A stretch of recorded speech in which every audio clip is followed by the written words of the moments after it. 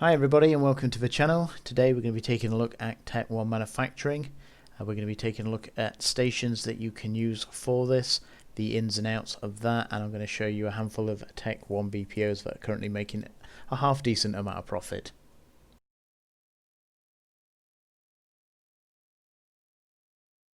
So when it comes to manufacturing, especially in Highsec, you have three options. You can either use a NPC station, a player-owned station, or a station that you own. Each of these have their pros and cons. If you are obviously building in an NPC station, then you don't have access to any of the rigs, etc. And quite often the build time is slower.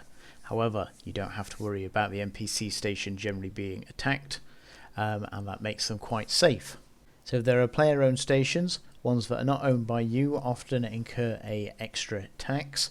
You can't up and move it when you feel like, and there is also the possibility that it could be war decked. There's also the possibility of it running out of fuel. This will stop all your research within the station and obviously open up the possibility to it being attacked. And there is also the possibility of the owner generally taking a dislike to you for whatever reason and locking you out of the station with your assets in. Now, the two options you have are to obviously contact them where they could potentially ransom you, or you can asset safety move your stuff, which obviously incurs a fee. So player-owned stations that are owned by you, the player, you obviously have the fuel upkeep, which can be quite considerable. You obviously have the outlay for the actual station itself. You can monitor the fuel state, so you don't have to worry about it running out of fuel, but obviously you are opening yourself and the corp up potentially to war decks, and if you are a small corp or a one-man band, then obviously you will find it quite hard to defend against a well-organized group or even a handful of individuals. So when it comes to Highsec Manufacturing, I use either an NPC station or I use the perimeter TTT production facility.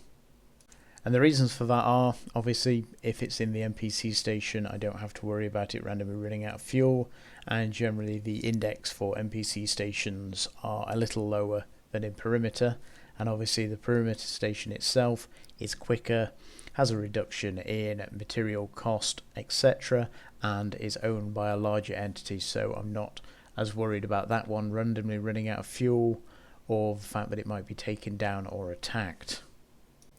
So I have two options when it comes to using these two stations. I can either go for speed or I can go for cost, but I can't have both. So as you can see here with the sustained shield emitter, the job duration to build one unit is 1 minute and 18, and the installation cost is 251 ISK. And here we are at the perimeter production facility, and as you can see here with my current skills it will take 44 seconds to build one unit, but it will cost me 1088 ISK. Now one thing to take into account depending on the item you're building is you get a 1% reduction in material requirements to a manufacturing job. So if that is a relatively large item that you're building, obviously the saving can be quite substantial depending on what it is. And so we're going to take a little look at the sustained shield emitter. So there are two things, as I said, to take into account. You've got speed versus price. Now it depends on the item that I am building whether I look at the cost versus the time it takes to build. And for instance, the sustained shield emitter in the price history sells about 25,000 a day max. So with this sustained shield emitter it will take me 12 days in order to manufacture 25,000. Now obviously 25,000 was assuming that I am the person that sells all 25,000 each day. So if I build 25,000 now, potentially I have 12 days in order to sell what I've made. However, the job cost on here is 27.1 million ISK. Let's do a little cost. So we have the cost of the materials is 9798100 plus 2719736.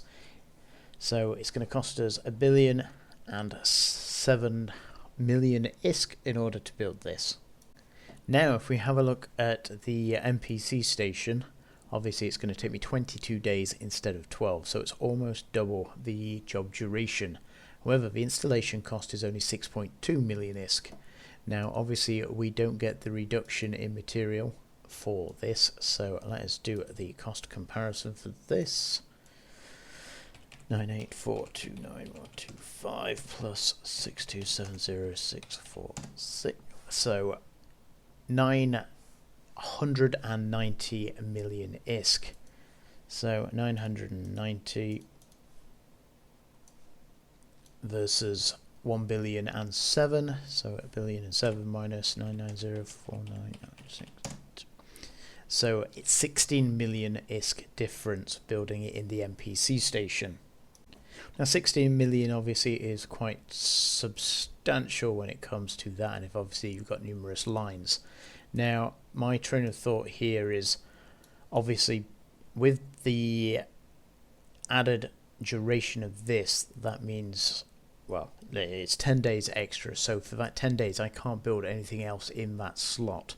So it's kind of a weighing up situation of whether you want to build it for less and save the money or the ISK there versus the job duration. Now, depending on obviously how many manufacturing slots you have, then time may be your biggest problem. However, if you've got numerous slots, then obviously the cost starts to become one of your bigger issues. So there is no right and wrong as such, but again, it really helps to have a look at the market itself. So as I said, there's 25,000 on average sold here.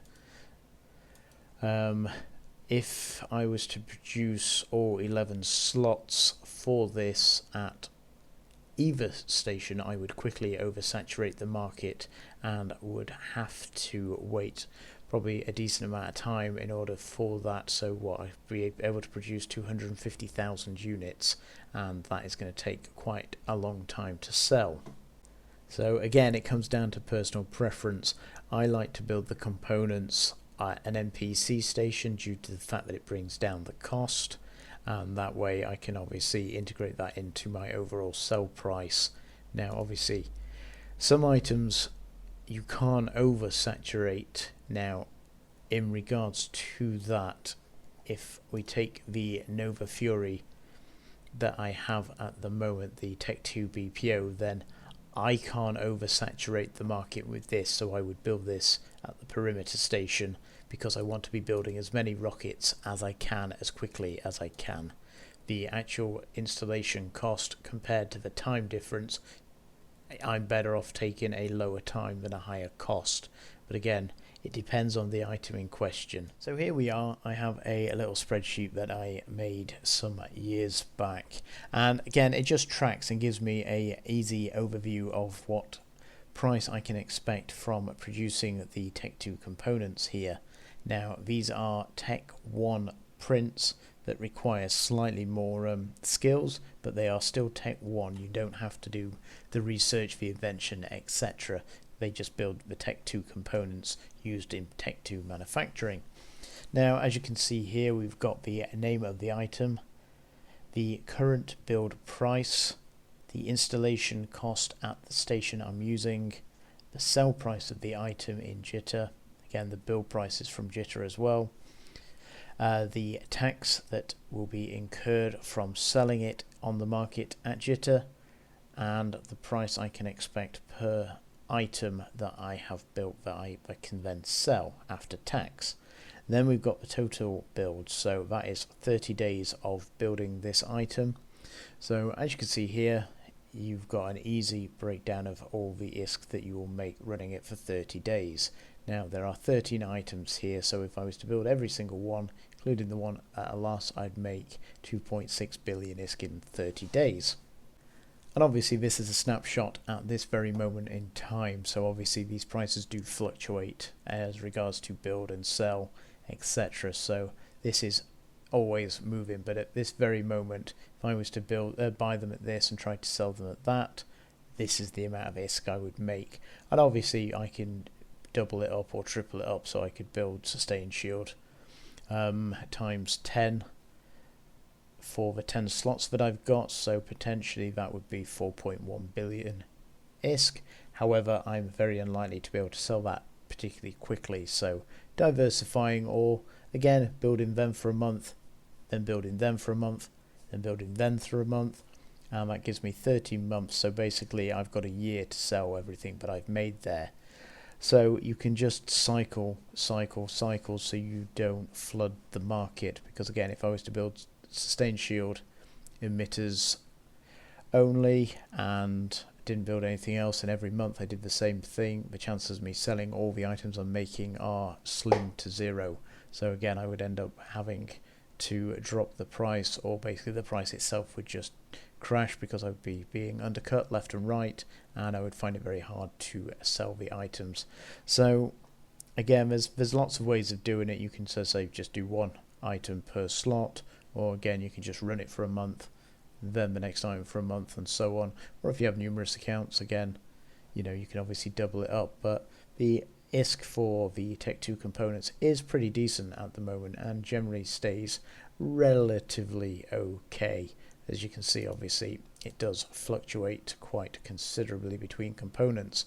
Obviously depends on the flavour of the month and the ships at the time, but obviously there is ISK to be made.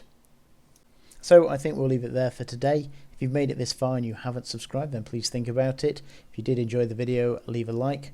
I hope that was interesting and give you a little bit of perspective there to the stations that I currently use and the reasons to why I use them.